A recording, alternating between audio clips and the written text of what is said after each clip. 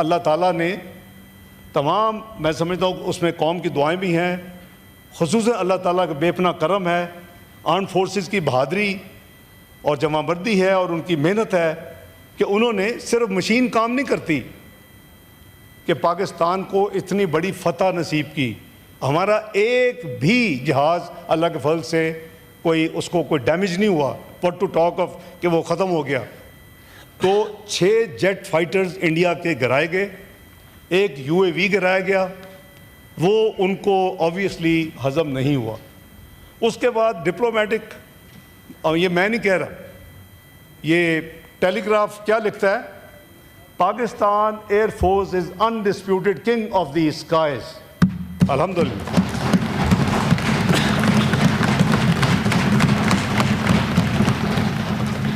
اللہ تعالیٰ کا بہت شکر کیا، غرور نہیں کیا، تکبر نہیں کیا، بڑی سٹیٹمنٹس نہیں دیں، اور اپنے دائیں ہاتھ بھی ساتھیوں کو بائیں ہاتھ بھی کہ بھئی یہی ریکویسٹ کی کہ اللہ کا شکر ادا کریں، لیکن چیسٹ بیٹنگ اور ڈیسک تھمپنگ کا فائدہ نہیں ہے. گرا ہوا بندہ ہے، اس کو گر رہنے دے اس کو. بہرحال ان کی جو انٹرنل ہزیمت ہوئی ہوگی، جو ان کو انٹرنل پولیٹیکل پرابلم آئی ہوں گی، وہ ون کین امیجن.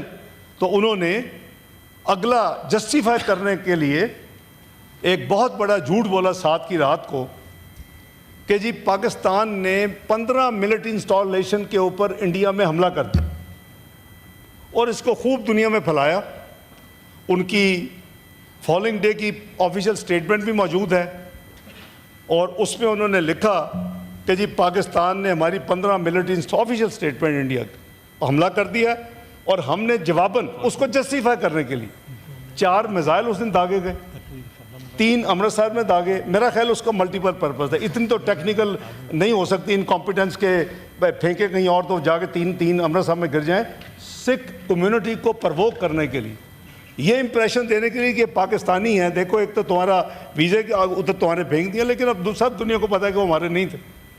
اور ایک جو ہے وہ پاکستان کے اندر ایئر سپیس میں تقریباً 65 جو ہے نوٹک مائلز، اب تقریباً 100 سے پلس مائل کلومیٹرز کہہ لیں، ادھر اس کو ڈسٹرائے کیا گیا.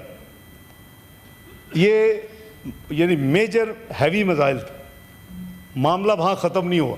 اب ہم پیشنس کے ساتھ دیکھ رہے ہیں آرم فورسز اور پاکستان کی گورنمنٹ کہ بھئی ان کو جتنی ہزیمت ہوئی تھی شاید اب وہ تھوڑی سی اپنی قوم کو دکھانے کے لیے کیا ہے. 3 تو اپنی طرف ہی مار دیے کہ ایک پاکستان میں پھینکا ہے اور ویسے وہ گر گیا ہے.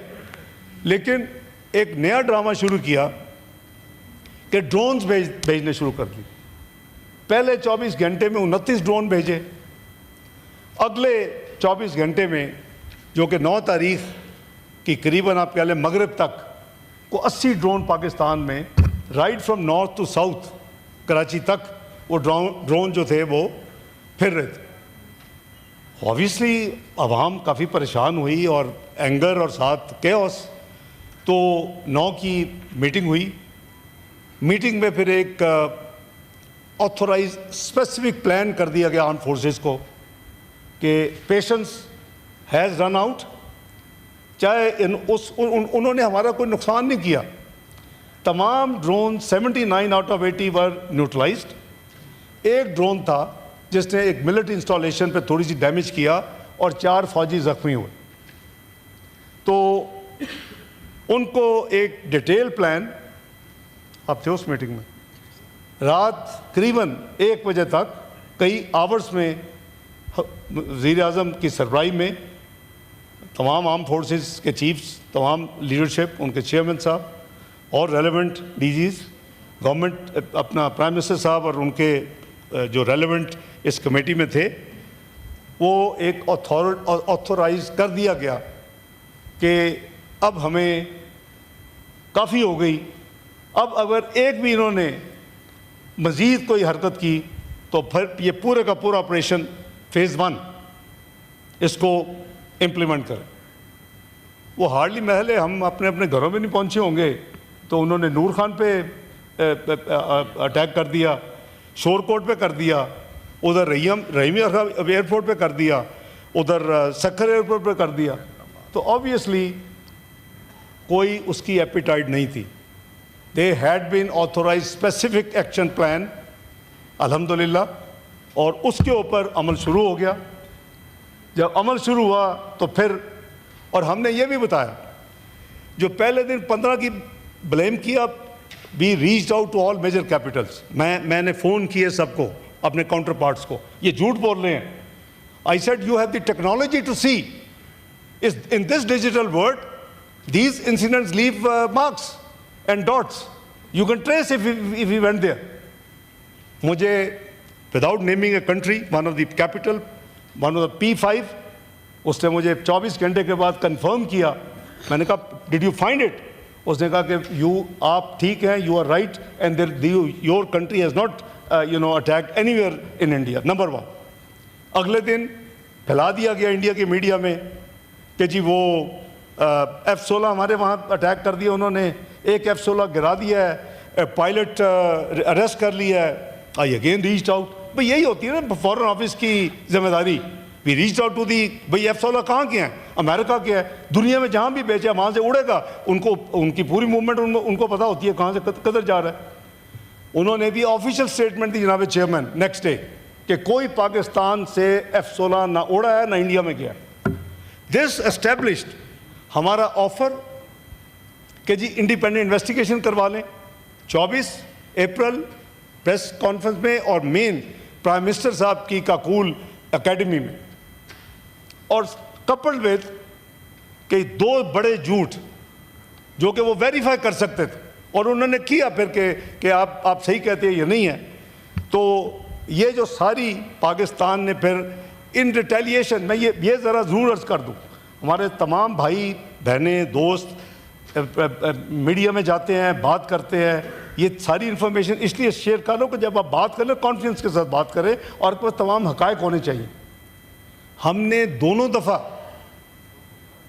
ایسکلیٹی موو ہم نے نہیں کی. ہم نے ان سیلف ڈیفائنس 7 کی صبح بھی ایکٹ کیا, اور ہم نے 10 کی صبح جو رات 1:30-2 بجے کے بعد ہم نکلے, اور جب انہوں نے دوبارہ یہ نور خان وغیرہ پہ کیا, وہ بھی سیلف ڈیفینس میں تھا. وہ بھی article 51 of the UN charter کے مطابق ہے.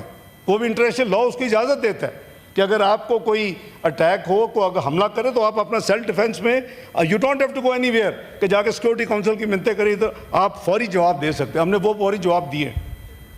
تو دنیا نے دیکھ لیا جناب چیئرمین, دی کنڈکٹ بٹوین 22 اپریل, میں اس وقت انقرہ میں تھا, میں پچھلے دفعہ بتایا تھا, فوری ایک ذمہ دار ملک ہونے کے ناطے اسی رات میں نے فارن آفس کو انگیج کیا وہاں سے, اور میں نے کہا کونڈولنس کا میسیج دینے کا, وٹ اباؤٹ کنڈیمنیشن؟ آئی کہا نو, اگر انڈیا نے آج تک ہماری کنڈیمنیشن نہیں کی انکلوڈنگ جعفر برا, why the hell we will do as bilateral, we will not do that.